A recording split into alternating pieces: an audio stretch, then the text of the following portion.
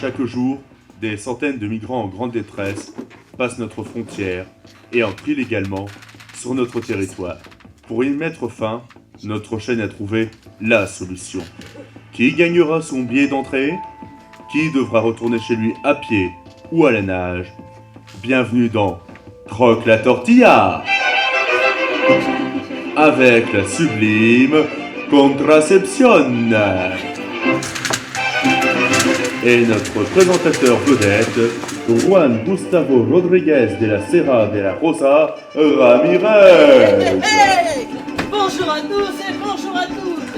Et bienvenue dans Croque la tortilla, l'émission préférée des Mexicains. Salut Mexico. Est-ce que vous êtes chaud ce soir? Oui. Je vous rappelle le principe de l'émission. 4 migrants arrêtés ce matin vont s'affronter pour votre plus grand plaisir dans différentes épreuves afin de prouver leur mexicanitude. Applaudissez bien fort nos 4 Américains du jour.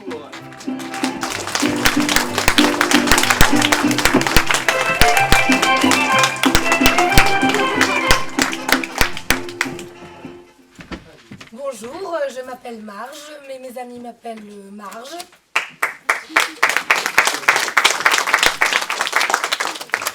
J'ai un époux formidable et 3 adorables enfants et nous vivons en Indiana. Formidable. Mais dites-moi, qui est-ce qui vous a fait sauter le pas et franchir notre frontière? Pour changer de vie, marre du mari et des chiards, je veux tout recommencer. Je veux rencontrer un Mexicain musclé, grand, bronzé, qui me prenne dans ses bras musculeux. Oh, oh. Muchas gracias, Marge. Candidate numéro 2. Hilary, 21 ans, célibataire de San Francisco.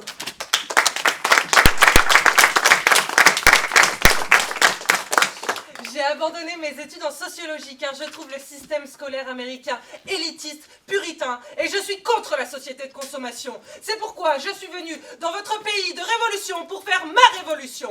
Viva la révolution!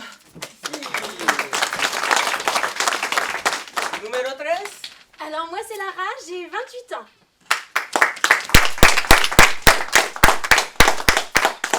Je viens de Washington, je suis malheureusement célibataire. Je viens ici pour tenter la grande aventure et enfin trouver l'amour de ma vie. Bon courage. Et enfin, notre dernier sans-papier du jour. Je m'appelle Pedro.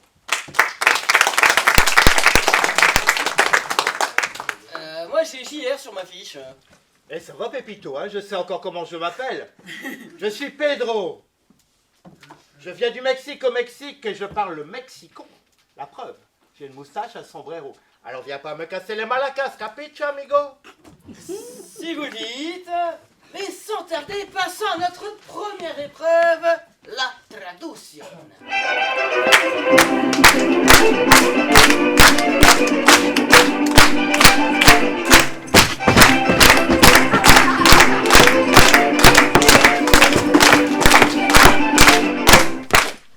Je vous rappelle le principe de cette épreuve.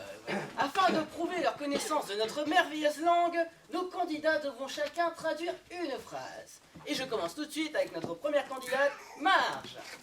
Marge, traduisez-moi nourriture. Oh, le mardi, avec les enfants, c'est le mardi mexicain, je suis incollable. Alors, guacamole, tortillas, empanadas, enchiladas. Merci Marge, merci. Arrête, j'ai envie de gerber. Lara, c'est à votre tour. Comment dit-on, s'il vous plaît? Te quiero. Mais non, vaffanculo! Non, ça c'est de l'italien. Et malheureusement, Lara, c'est inexact. Mais je vous accorde tout de même une deuxième chance. Comment dit-on en mexicain la mononucléose? Te quiero. Oh. Migrante numéro 2, c'est à vous. Pouvez-vous me traduire la phrase où se trouve la clé de la maison? Ah oui, mais Juan Gustavo, quelle maison? Parce que les mots sont différents pour désigner la maison, l'appartement, le ranch, la villa, la chambre de bonne, la ferme... Oui, c'est ça, la ferme. Alors, JR, c'est à vous. Traduisez-moi la phrase suivante. Todas las promesas de mi amor se van contigo, porque te vas, porque te vas. Il y a de la triche, la merguez. Les autres, ils ont traduit en mexico, pas l'inverse. Traduisez. Colonna! Et c'est ainsi que se termine notre première épreuve, remportée par Marge.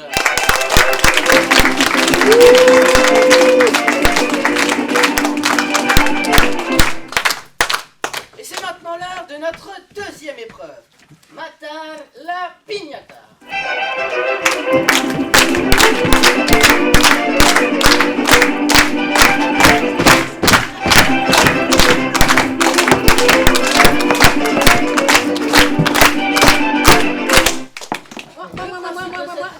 Moi, j'ai compris. Tu es la pinate. Alors l'épreuve de traduction est terminée, maintenant taisez-vous avant qu'on vous envoie un coup de taser. Je disais donc, cette épreuve est très simple. Vous allez devoir faire tomber la piñata. Mais attention, vous n'avez le droit qu'à un seul essai. Et Hilary, c'est à vous de commencer.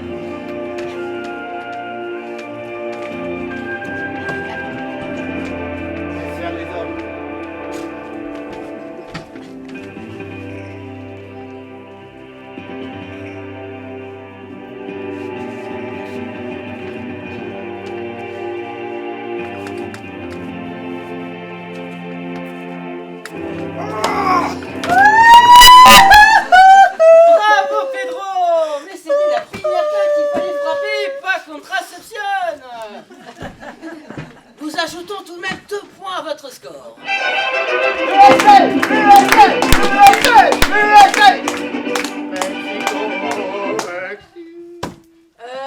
Et moi alors? Alors vous, taisez-vous, sinon encore une intervention et on vous renvoie à votre gouvernement qui est à la Guantanamo. Toi qui voulais rencontrer les hommes, j'espère que tu n'as rien contre les barbus. Sans transition, passons à notre épreuve suivante, Cultura de México.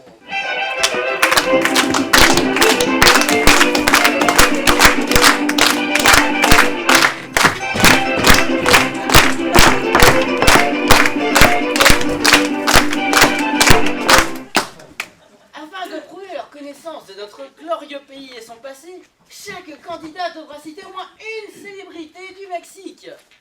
Et c'est au tour de Marge de commencer. Je l'adore.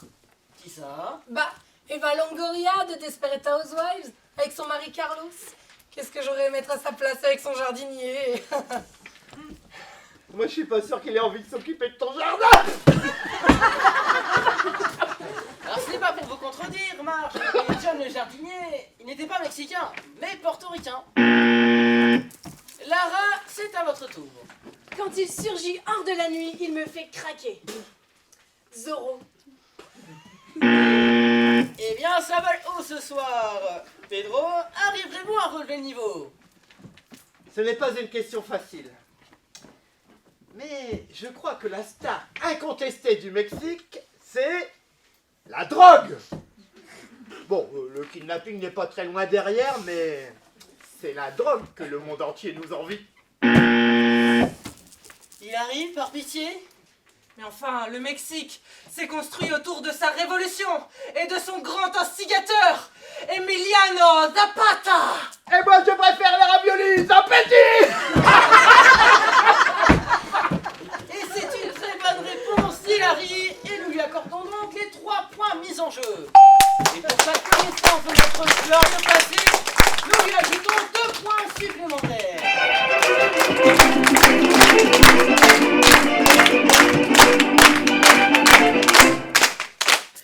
Petit rappel des scores. Marge, 1 point. Hilary, 5 points. Lara, 0 point. Et Pedro, 2 points. Mais c'est maintenant l'heure de l'épreuve, la toute dernière. Celle qui peut tout faire basculer. C'est maintenant l'heure de tequila.